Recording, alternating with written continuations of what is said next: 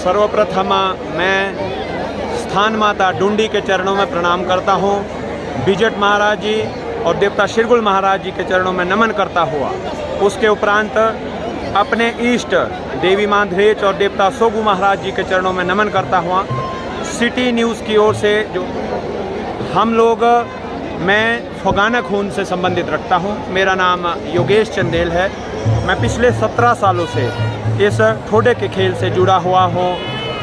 फोगाना खून की यदि हम बात करें तो नेशनल हाईवे 22 पर जिला शिमला में ठियोग तहसील में फागू खोंद और फागू खोंद का एक बहुत बड़ा इतिहास, बहुत पुराना इतिहास है।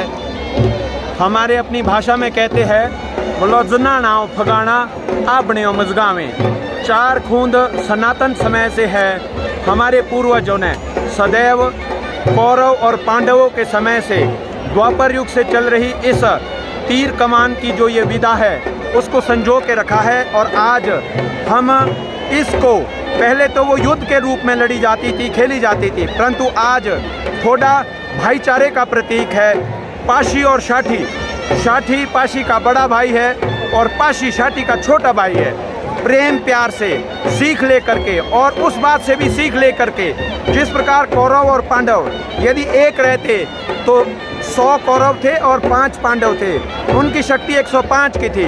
परंतु जब युद्ध हुआ तो कौरवों का तो कोई बचा ही नहीं, परंतु पांडवों का भी, क्योंकि युद्ध का जो अंत होता है वो सदैव बुरा रहता है। हमारे पूर्वजों ने इस संस्कृति को, ठोडे की संस्कृति को संजो के रखा है। और इस दभास विश्व में ऐतिहासिक जगह, देवस्थली, कुदरत के भरपूर नज़ारा यहाँ पर आकर के हम बिल्कुल बहुत आनंद का अनुभव कर रहे हैं। जो मेहमान नवाजी ठुंडू बरादरी के द्वारा और नेरवा चौपाल जोन के लोगों के द्वारा यहाँ पर हमारी की गई है, उसके लिए हम सदैव ऋणी रहेंगे। यहाँ के दर्शक, यहाँ के पब्लिक और यहाँ की मेहमान नवाजी काबिले तारीफ है।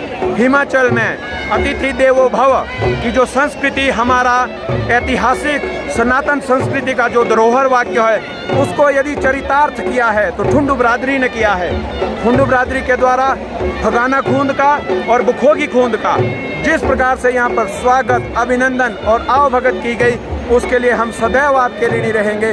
और दिल जान से हम प्रयास कर रहे हैं कि अपने शरीर पर चोट खाकर हंसते हुए मुंह से जितने भी दर्शक यहाँ पर आए हैं उनका मनोरंजन करने का हम भरपूर प्रयास कर रहे हैं। और अभी खेल आगे भी है। बहुत बड़ा मेला, हिमाचल प्रदेश का बहुत बड़ा मेला जिसको राज्य स्तरीय मेला घोषित किया जाना चाहिए, हम भी ये मांग करते हैं। और पुनः ठुंडू बरादरी से ये, आज से पहले हम कभी इस मेले में नहीं आए थे, यद्यपि हमें लगता था कि ये कोई 80 किलोमीटर है फागू से, परंतु यहाँ पर आकर के आज हम ये महसूस कर रहे हैं कि यदि हम यहाँ ना आते तो बहुत कुछ मिस कर जाते।